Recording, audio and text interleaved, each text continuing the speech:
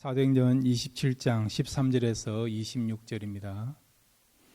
남풍이 순하게 불매 그들이 뜻을 이룬 줄 알고 닷을 감아 그레데 해변을 끼고 항해하더니 얼마 안 되어 섬 가운데로부터 유라굴로라 하는 광풍이 크게 일어나니 배가 밀려 바람을 맞추어 갈 수 없어 가는 대로 두고 쫓겨가다가 가우다라는 작은 섬 아래로 지나 간신히 거루를 잡아 끌어올리고 줄을 가지고 선체를 둘러 감고 스르디스에 걸릴까 두려워하여 연장을 내리고 그냥 쫓겨가더니 우리가 풍랑으로 심히 애쓰다가 이튿날 사공들이 짐을 바다에 풀어버리고 사흘째 되던 날에 배의 기구를 그들의 손으로 내버리니라.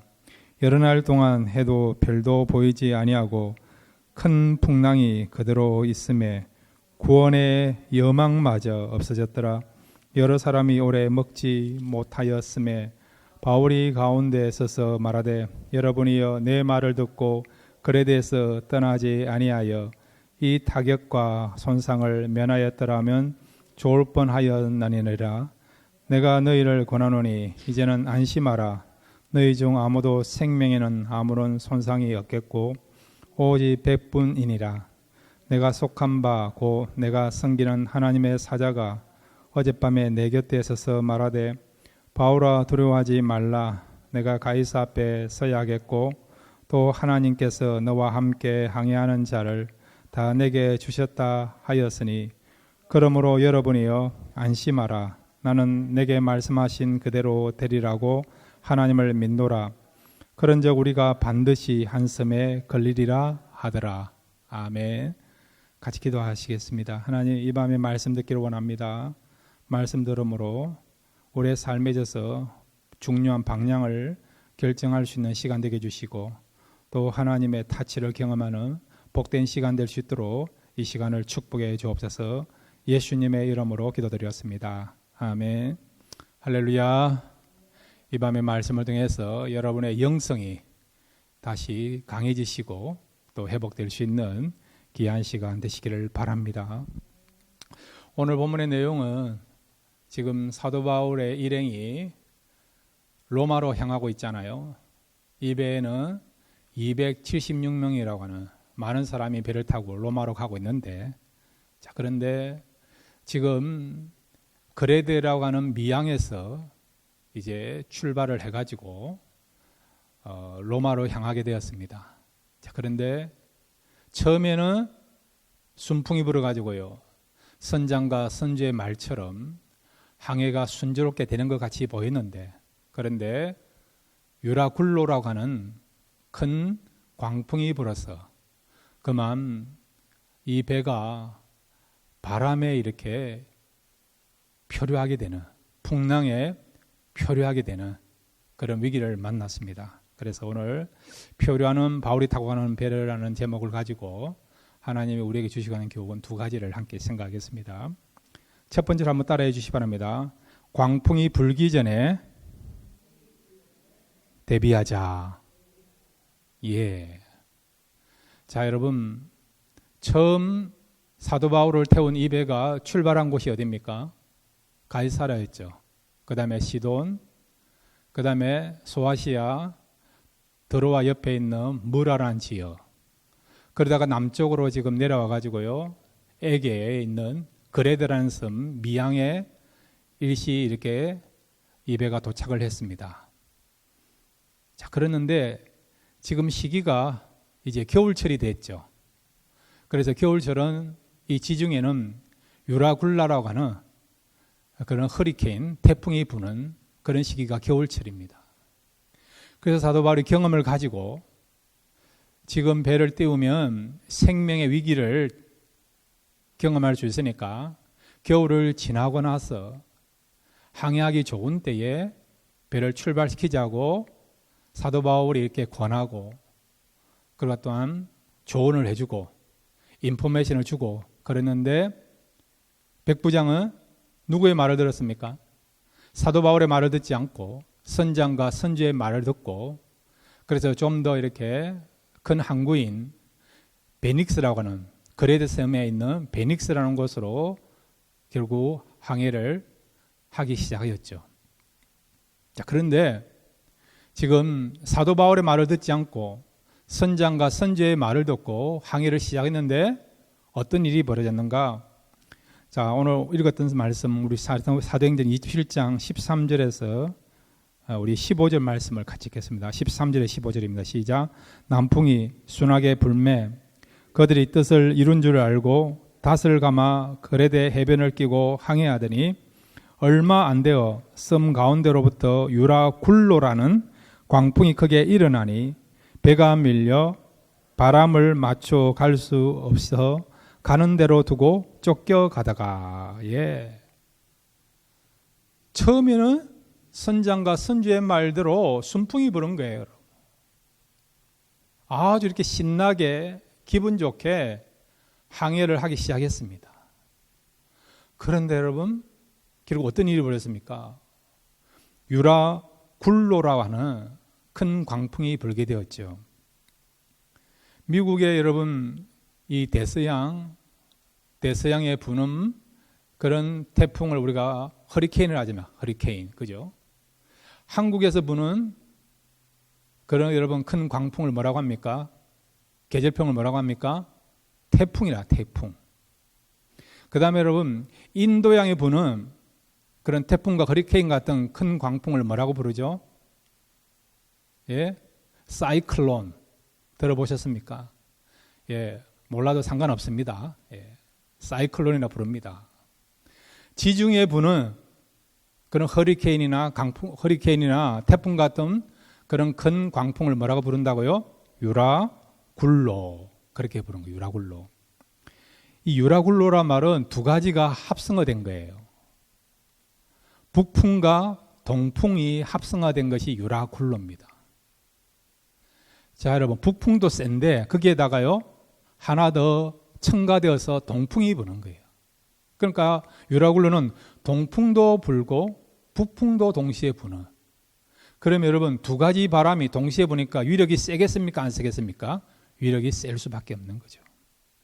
그러니까 여러분 276명 정도를 사람들을 태워가는 배라고 하면 큰 배입니다. 큰 배. 그 당시 상황으로 여러분 큰 배입니다. 여러분.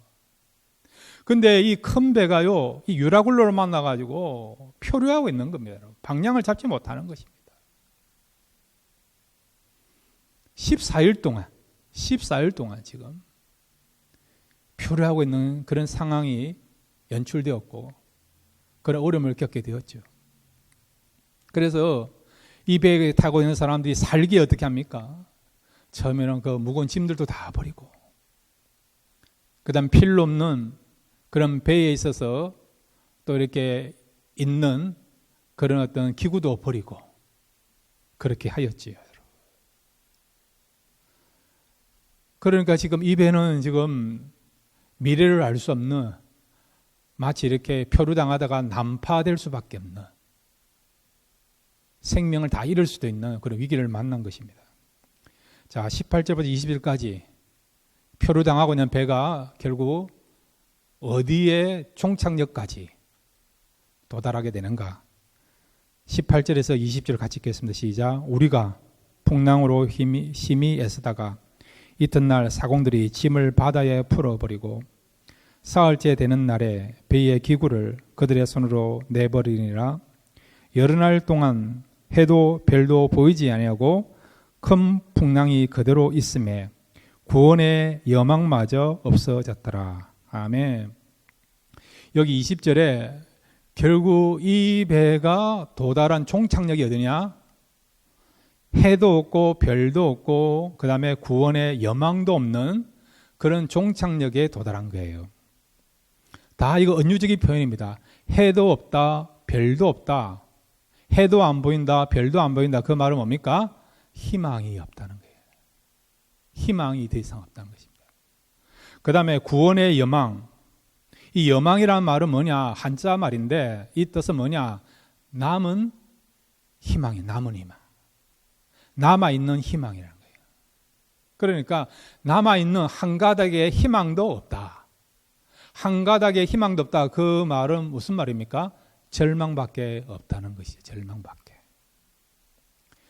덴마크에 유명한 철학자가 있는데 키에르 케고르라고 하는, 들어보셨죠?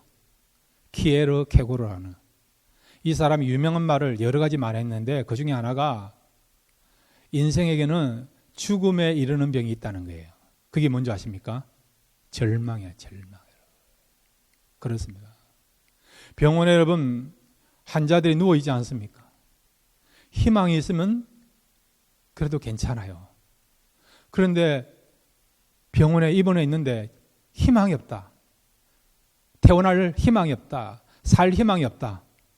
그러면 밥도 잘 안 먹고 마음도 힘들어 보이고 얼굴도 힘들어 보이고 기력도 없고 그러지 않습니까?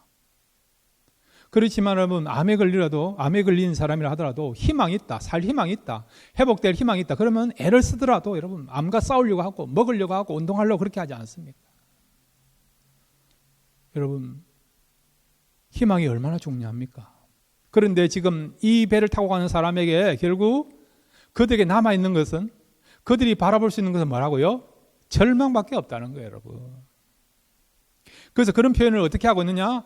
해도 안 보이고 달도 안 보이고 구원의 여망마저 없다라고 표현하고 있는 거죠.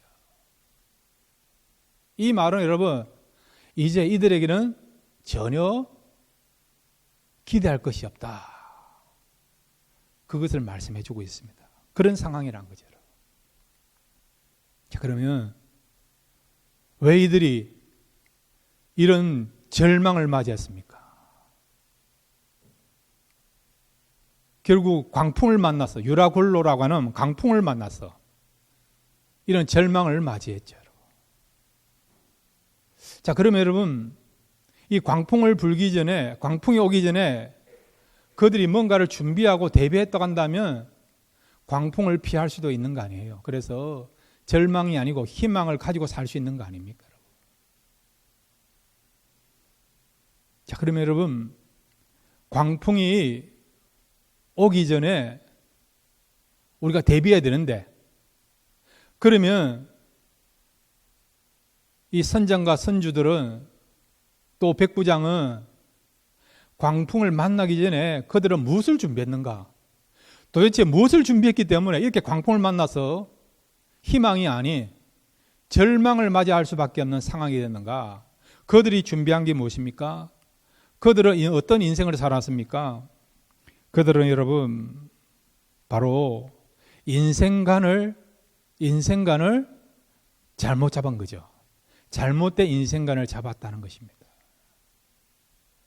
우리가 잘못된 인생관을 잡으면요, 잘못된 인생관을 가지고 살아가면 광풍을 만났을 때 결국 표류하다가 절망을 맞이할 수밖에 없다는 것입니다. 선장과 선주는 사도 바울의 말을 듣지 않고 왜 이렇게 미항에서 베닉스라고 하는 돈 때문에 그들이 그랬죠, 여러분. 왜냐하면 이 알렉산드리아 이 배는 이집트의 그런 곡식을 로마까지 실어 나르는 그런 운반선입니다. 이 곡식이 돈 되는 거 아닙니까? 돈. 그러니까 곡식을 보호하기 위해서는 좁은 항구보다 넓은 항구에 가면 안전하게 보호받을 수 있다 생각을 가지고요, 미항에서 좀 더 큰 항구인 베닉스로 옮기게 되게 된 것이죠. 그런데 사도 바울이 갖고 있는 그 인생관은 무엇입니까? 가치관은 무엇입니까? 바로 생명이에요. 생명. 돈보다도 물질보다도 생명이 더 중요하니까 생명을 지키기 위해서 어떻게 해요? 미항에서 우리가 머물러 있다가 이제 날씨가 좋아지면 항해하기 좋은 그때에 우리가 떠나자고 제안을 하게 된 것을 보게 되는 것이죠. 그러므로 여러분, 우리 인생에 광풍이 불어올 수 있습니다. 이 광풍이라는 것은 어려운 시련이라 할 수 있죠. 고난이라 할 수 있습니다. 이런 것이 불어올 수 있습니다. 이런 광풍이 불어오기 전에 우리는 무엇을 해야 되냐고요? 바른 인생관을 가져야 된다는 것입니다. 어떤 인생관을 가져야 됩니까? 물질이 아니고요, 명예가 아니고요, 인기가 아니고, 세상의 권력이 아니고요, 세상의 재미가 아니고요, 우리는 생명을 소중히 여기고 생명을 지키고 생명을 풍성케 하려고 하는 그런 바른 인생관, 그런 신앙관을 가질 때에 광풍이 분다 하더라도 우리는 그 광풍 가운데 표류되지 않고 우리는 소망을 가지면서 살아가는 저와 여러분이 될 줄로 믿습니다. 그 다음에 여러분, 이 선장과 선주, 백부장은 광풍이 불기 전에 그들이 가진 것은 무엇입니까? 그들이 준비한 것은 무엇입니까? 그들은 자신들의 경험, 체험, 지식을 가지고 광풍을 맞이한 것이죠. 선장과 선주는 배에 대한 전문가 아닙니까? 바다에 대한 전문가 아닙니까? 그러니까 자신들의 경험, 노하우, 지식 이런 것들을 가지고 광풍을 준비한 거예요, 여러분. 광풍을 대비한 것이죠. 그런데 자신들의 경험, 자신들의 지식을 가지고 광풍을 대비했지만 결과가 어찌됐습니까? 배가 표류할 수밖에 없고 결과적으로 절망만 그들이 안게 된 것이죠. 사도 바울이 여러분 어떤 마음을 가지고 어떤 자세를 가지고 지금 항해를 하면 안 되니까 그냥 우리가 미항에서 있다가 이제 항해할 수 있는 좋은 여건이 되면 그때 떠나자라고 그런 제안을 했을까요? 경험입니까? 아니에요, 여러분. 사도 바울이 그런 말을 하게 된 백그라운드는 뭐냐? 무엇이죠? 성령님의 인도하심을 받았다는 것입니다. 경험이 아니고 체험이 아니고 지식이 아니고 여러분. 성령님의 인도하심을 받고 그 인도하심에 따라서 분명한 방향을 제시했다는 것입니다. 그러니까 여러분 우리의 삶 속에 이런 광풍이 불어옵니다. 여러 가지 시련, 어려움, 국가적인 어려움, 민족적인 어려움, 시대적인 어려움이 불어올 수 있어요, 여러분. 그러면 우리가 어떻게 대비해야 됩니까? 바른 신앙관을 가져야 돼요. 그거 가지고는 안 된다는 거죠. 우리는 매 순간마다 우리의 경험, 우리의 지식, 세상이 말하는 그 처세술이 아니고요. 우리는 성령님의 인도하심을 받아야 된다는 겁니다. 성령님의 인도하심을 받고 우리가 살아가면 아무리 큰 광풍이 불어온다 하더라도 우리는 그 광풍에 포류되지 않고 끝까지 생명을 유지하면서 하나님의 뜻을 우리가 나타낼 수 있고 하나님 주신 사명을 잘 감당할 수 있는 그런 저와 여러분이 될 줄로 믿습니다. 나마다 매 순간 성령님의 인도하심을 받게 하여 물으시고 성령이 이끄는 대로 따라 행동할 수 있는 그런 저와 여러분 되시기를 바랍니다. 두 번째로 여러분, 오늘 이 표류하는 이 배를 통해서 우리에게 주시고자 하는 귀한 교훈이 있습니다. 한번 따라해 주시기 바랍니다. 희망을 주는 인생을 살자. 예, 우리가 어떤 인생을 살아야 한다고요? 희망을 주는 인생을 살아야 된다는 겁니다. 지금 표류하고 있는 이 배 안에서 절망만 가지고 있는 그 사람들에게 희망은 도저히 찾아볼 수 없는, 이제 끝났다, 죽었다, 망했다, 그런 상황 가운데 있었는데 그래도 희망을 주는 사람이 있지 않습니까? 누굽니까? 사도 바울이죠. 사도 바울이죠. 이 사도 바울이 지금 타고 가는 이 배는 어떤 작은 세상을 말하, 작은 세상을. 우리가 LA 가면 디즈니랜드 있잖아요. 거기 보면 여러분 한 세트가 있는데 이름이 뭡니까? 스몰랜드. 스몰랜드. 작은 세상이죠. 그건 어떤 의미에서는 그냥 이름만 붙인 것이죠. 지금 사도 바울이 타고 가는 이 배가 어떤 의미에서는 정말 작은 세상 똑같죠. 이 배 안에는 여러분 다양한 사람들이 있지 않습니까? 다양한 사람들이. 인생을 우리가 항해라 하기도 하고 배라고 이야기하지 않습니까, 여러분? 근데 이 사람들이 지금 항해를 하고 있는데 결국 그들에게 닥친 것은 무엇입니까? 고난과 시련이고 이 고난과 시련으로 말미암아 결국 그들의 마음에 찾아온 것은 무엇입니까? 절망이죠. 절망. 희망을 찾아볼 수 없는 그런 상황입니다. 지금 우리의 삶이 그렇지 않습니까, 여러분? 오늘 집사님도 기도하셨는데 2년 전에 이미 러시아와 우크라이나 전쟁이 아직도 끝나지 않았고 그 다음에 지금 이스라엘과 하마스 전쟁하고 있고 앞으로 이것이 더 이렇게 확산될 그런 가능성도 있고, 이란이 개입한다는 그런 이야기도 있고, 미국이 계속해서 이스라엘 배후에서 지원해 준다는 그런 이야기도 있고, 지금 전 세계가 흔들리고 있지 않습니까? 아직도 우리가 지금 팬데믹 가운데 있지 않습니까? 그죠? 그뿐만 아니라 경제적으로도 여러분 많이 힘든 가운데 우리 살아가고 있지 않습니까? 그 인생이라고 하는 우리 지금 항해하는 이 배가요, 여러 가지 그런 고초와 시련을 만나서 어려움을 당하고 있지 않습니까? 들리는 뉴스마다 여러분, 미국도 그렇고 한국도 그렇고 결국 우리에게 심어주고 가져다주는 최종적인 그런 어떤 뉴스는 뭐죠? 절망이 절망. 앞을 봐도 절망, 뒤를 봐도 절망, 국가를 봐도 절망, 경제를 봐도 절망, 정치를 봐도 절망. 세계적인 어떤 평화의 그런 어떤 상태를 보더라도, 질서를 보더라도 절망. 그런데 여러분, 사도 바울은 이런 절망 가운데 있는 상황 속에서 어떻게 일어나가지고 희망을 주지 않습니까? 희망을 여러분.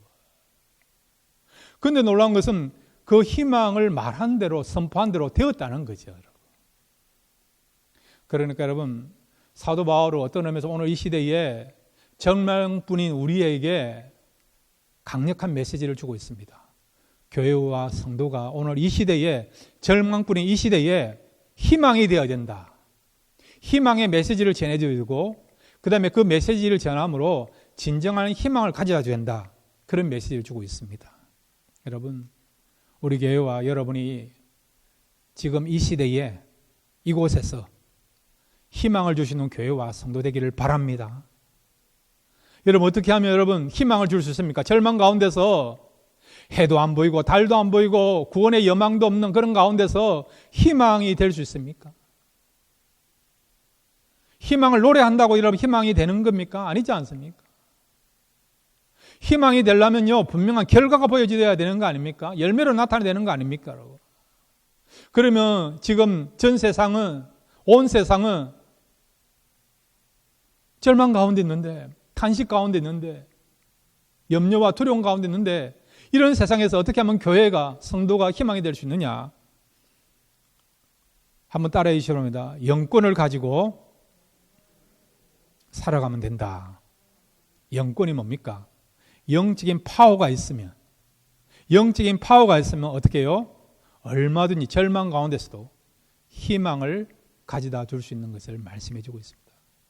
사도 바울이 뭐가 있습니까? 이 사람이 신분이지 뭡니까? 죄수 아닙니까? 이 사람에게 뭐가 있으면 군대가 있습니까? 그를 따르는 많은 사람들이 있습니까? 지금 사도 바울과 함께 가고 있는 일행은 누굽니까? 두 사람밖에 없잖아요. 사도 바울하고 그 다음에 누가하고 아리스다고. 사도 바울과 합해서 세 사람밖에 없죠. 276명 가운데 세 사람이 얼마나 영향력을 많이 미치겠습니까? 소수에 불과한 거 아닙니까? 그런데도 사도 바울이 영향력을 미치지 않습니까? 믿는 자들이 영향을 미치지 않습니까? 처음에는 여러분 백부장이 목소리를 내었고 선장과 선주가 주체가 되었지만은 표를 당하는 그 순간부터는 이제는 리더가 누굽니까? 백부장이 아니에요. 선장과 선주가 아니고 사도 바울 아닙니까? 사도 바울의 말을 듣고 시키는 대로 다 따라하지 않습니까? 나중에는 음식 먹으라니까 먹고 배를 육지에 대라고 하니까 대고 그렇게 하지 않습니까? 그러니까 여러분, 얼마든지 우리가 이 사도 바울의 삶을 통해서요, 우리가 이런 영적인 파워가 있으면 이 세상에서, 흔들리는 이 세상에서, 절망의 세상에서 리더십을 발휘할 수 있다는 것을, 즉 희망이 될 수 있다는 것을 말씀해 주고 있는 것입니다. 여러분, 영적인 파워가 있으면 두 가지가 나타나요. 하나는 시대를 분별할 수 있습니다. 영적인 파워가 있는 사람은요, 영적인 내비게이션을 가지고 살아갑니다.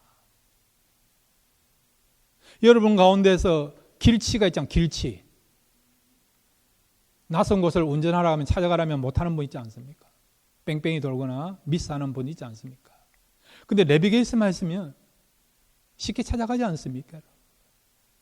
영적인 파워가 있는 사람은요, 분별력을 가지고 살아갑니다. 그 다음에 영권 있는 사람은요, 분명한 확신이 있습니다. 확신이 있어요. 사도 바울은 지금 말에 확신이 있지 않습니까? 자, 여러분, 사도 바울이 얼마나 지금 확신이 있는지 우리 22절부터 26절까지 이 확신이 저와 여러분의 확신이 되기를 바랍니다. 이 밤에 오신 분, 우리도 얼마든지 영권을 가지면, 영적인 파워가 있으면 흔들리는 세상 가운데서도 우리는 확신을 가지고 담대하게 메시지를 전하고, 흔들린 사람에게 분명한 메시지 전함으로 우리 때문에 그들이 흔들리지 않고 바른 것을 보고 살아가는 역사들이 저와 여러분을 통해 나타나게 될 줄로 믿습니다. 22절부터 26절까지 사도 바울이 얼마나 확신을 가지고 지금 말을 하고 있는가, 우리 같이 한번 읽겠습니다. 시작. 내가 너희를 권하노니 이제는 안심하라. 너희 중 아무도 생명에는 아무런 소상이 없겠고 오직 배뿐이리라. 내가 속한 바 곧 내가 섬기는 하나님의 사자가 어젯밤에 내 곁에 서서 말하되 바울아 두려워하지 말라.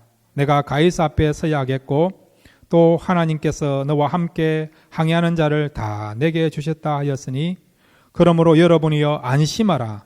나는 내게 말씀하신 그대로 되리라고 하나님을 믿노라. 그런즉 우리가 반드시 한숨에 걸리리라 하더라. 아멘. 22절 보세요. 내가 너희를 권하노니 이제는 안심하라. 너희 중 아무도 생명에는 아무런 손상이 없겠고 오직 배뿐이리라. 아멘. 여기 안심하라 말 원어적인 의미는 뭐냐? 기뻐하라. 기뻐하라. 왜 기뻐합니까? 여러분 이제 살게 되었다는 거예요. 죽지 않는다는 거예요. 살게 되었기 때문에, 죽지 않기 때문에 어떻게 해요? 안심하라.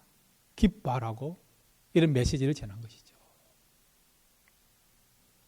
자, 여러분, 절망밖에 없는 그 배 안에, 그 인생에 어떻게 희망의 메시지를 전할 수 있습니까?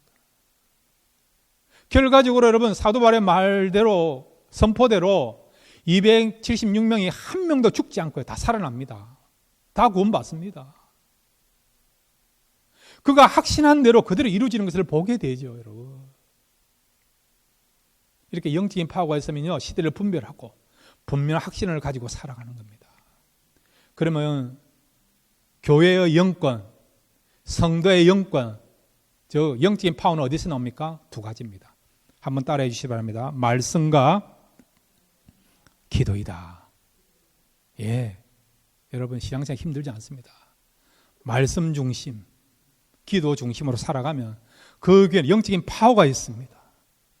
그 성도는 파워가 있습니다. 한국교회나 이민교회가 왜 이렇게 영향이 약합니까? 다른 거 아니에요, 여러분. 시대의 흐름을 잘 몰라서 그런 거 아니에요, 여러분. 말씀과 기도가 부족해서 그럽니다. 말씀과 기도가. 그래서 여러분 시대에 대한 분별력이 없고요. 그 다음에 확신이 부족한 것이죠. 우리가 말씀을 사모하고 말씀대로 살려고 노력하고 말씀을 가까이 하면 영적인 파워가 생깁니다. 또 기도하면요, 영적인 파워가 생기는 것입니다. 주님이 제자들에게 교훈하셨잖아요. 기도 외에는 이런 유가 나갈 수 없느니라. 영적인 파워는 어디서 나온다고? 기도에서 나온다고 말씀하고 있지 않습니까? 그러니까 여러분 말씀을 가까이 하시고 사모하시고 그 말씀도 살려고 노력하면요, 거기서 영적인 파워가 나오고요, 그 말씀의 내용 가지고 기도하면 얼마든지 우리에게 영적인 파워가 나올 수 있습니다. 이런 영적인 파워가 있으면 세상에 희망을 주는 교회가 되고 성도가 될 수 있습니다. 이 밤에 여러분 다시 우리가 영적으로 파워가 있는 교회 성도 되기를 바랍니다. 그러게 하기에 여러분 정말 건성으로 말씀 듣지 마시고요, 정말 어린아이가 젖을 먹는 것처럼 간절함을 가지고요, 최선을 다하면서 말씀을 듣고 읽고 묵상하고 훈련 받으시면 영성이 더 풍성해지고 또 그 말씀을 가지고 기도하면 우리에게 영적인 파워가 나타날 수 있습니다. 영적인 파워를 통해서 세상에 희망을 줄 수 있는 그 아름다운 삶을 살아가시는 저와 여러분 되시기를 주님의 이름으로 축원드립니다.